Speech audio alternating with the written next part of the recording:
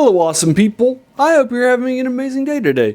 Today we're taking a look at the sequel to last week's Flash Gordon called Flash Gordon's Trip to Mars. It's set in 1938. My notes are here at 22 point.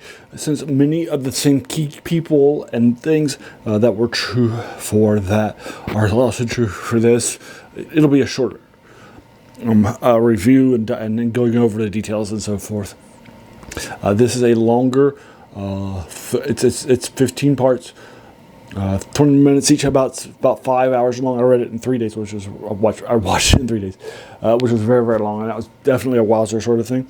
All of the three main Earth characters return from their actors. Dale Arden's Jean Gordon, she was commonly in serials, and then Flash Gordon's is Buster Crabbe, who was the athlete first, who became an actor, but wasn't really trained, and sort of brought that to his role. And it was great, the physical stuff. But not as great with his acting and his timing in the previous one. And also returning is the Dr. Zarkov, who's Frank Shannon. He's a smart guy. He's the guy who'll do all the sciencey things. He can invent things. He can make things happen. He was the one that got them to Mongo in Flash Gordon the first time. He was the one that developed that sort of a thing. And he'll be a major scientific character too. And another returning person is Charles Middleton as Ming, who survives the previous thing. His daughter is not here because it's not set in Mongo. Instead, the new person here is Queen Azura of Magic. She's from Mars, and she's the monarch of Mars. She is played by Beatrice Roberts. Also, there is another human character introduced, a comic relief reporter named Happy Hapgood, who is replayed by Donald Ken. So, those are the characters and such. No spoilers, save the first episode, but basically what happens in the first episode is we're going to kick off.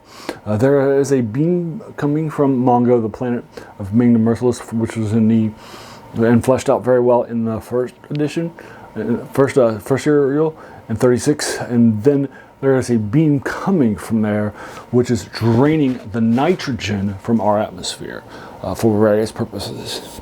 So basically what that does is it removes the it hurts the atmosphere and will keep us from breathing and plants from living and that sort of a thing. So it'll basically kill all the various people.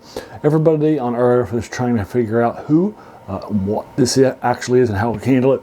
Dr. Zarkov, the only person who knows what's happening, and he has traced it and figured it out, that it is a ray coming from Mongo. So him and Flash Gordon and Dale Arden set out to go to Mongo and figure it out, but they find out after they've launched that Happy Good is on board, so he's now he's an unwitting fourth person, and it's actually coming from Mars. So they're going to divert to Mars. So that's the general synopsis for you folks. Here, Mars is very well fleshed out. This is actually based on a short story. It's set in a story rather in 1936, a couple of years prior, in the Flash Gordon comics, which was also pretty good. It was set on Mongo and did introduce Azura, the Queen, and some of the things like the clay people and stuff too. But they wanted to move it to Mars, or to capitalize on Orson Welles' War of the Worlds that was on the radio broadcast just recently. Also, it's very Burroughs-esque too. Edgar Rice Burroughs had just written about a couple of decades prior something called John Carter of Mars, initially in The Princess of Mars, fleshes out Mars in sort of a ray gun-esque Sword and Planet style of lower sci-fi stuff.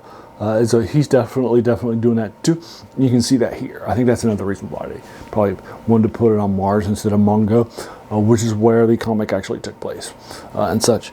So this is of its time, like I mentioned in the previous review from 1936. It's now 1938. For example, Ming Merciless's character Charles Middleton isn't even Asian, and he's in yellowface, as just one example of it being of its time. Also, Flash Gordon is literally a white savior. In this case, there's probably less of a white savior than an Earth savior, because none of the people are actually right. But you get that idea from it too. So he gets more of a savior dynamic too here too. So that's also happening too. So it's definitely of its time. Just a heads up. So you should go into that with it. So it can drag at times. It's not as well paced as the previous one. It's got an extra hour of time to run to. So that's not good. The comic relief of Happy Hapgood is not great at all. I never laughed. I never smiled. I never cracked a joke. I never laughed out loud. Nothing. Right? He was just an irritating character from beginning to end, and I liked him when he wasn't in scenes and episodes. Because he'd been written out, loved it. So I did not like him at all.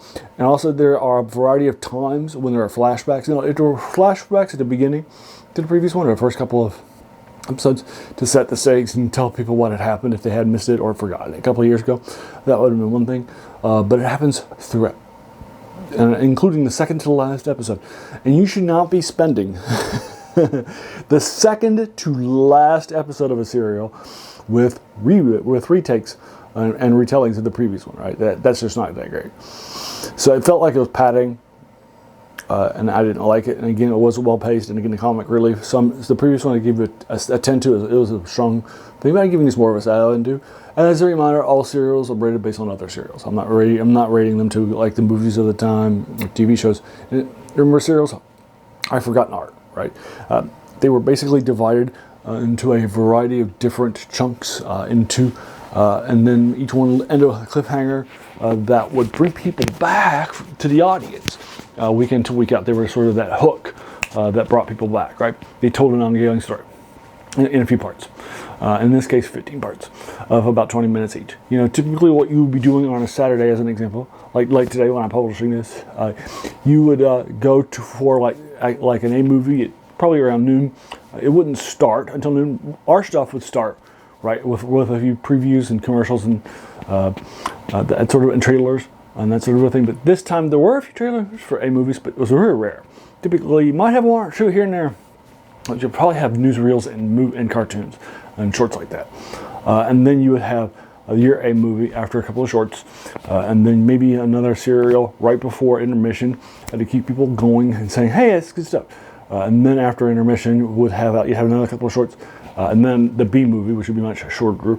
Oftentimes, like TV commercial size, episode long. Or it might be 60 minutes, 70 minutes, something like that. It'd be very, very short. And then after that, you might have another couples, and if you were lucky, a second serial, and then that would be it. So that would be like what your day would look like. So that's how the serials were. They were a different form of television, from television or movies, because of how they were made. How they brought people into the audience. And they even came up with the word cliffhanger, right? So there you are. So those are serials and so forth. So again, I'm comparing this to other serials when I give it a 7. It's fine. It's okay. It's not the worst serial I've ever seen, right? But it's not great either. And if it's a far cry from its predecessor that I give a 10 to. So there you are. That's Flash Gordon's Trip to Mars. Have you seen it? If so, what'd you think about it? Let's talk about in the comments below whatever your thoughts are. If you agree or disagree with my 7 out of 10, let's talk about that too. If you enjoyed this, why not hit the subscribe button, the like button, the bell icon if you're feeling frisky, and then also let your friends know too, especially Flash Gordon fans or sci-fi fans. Finally, I want to pause and thank you so much just for taking some time out of your day and investing it and watching my video, right? Because we all have so many things that are happening in our lives, and we're pulled in so many different directions. So the fact that you spend this time with me, that's incredibly humbling, and I appreciate it. So thanks again, and have an amazing day.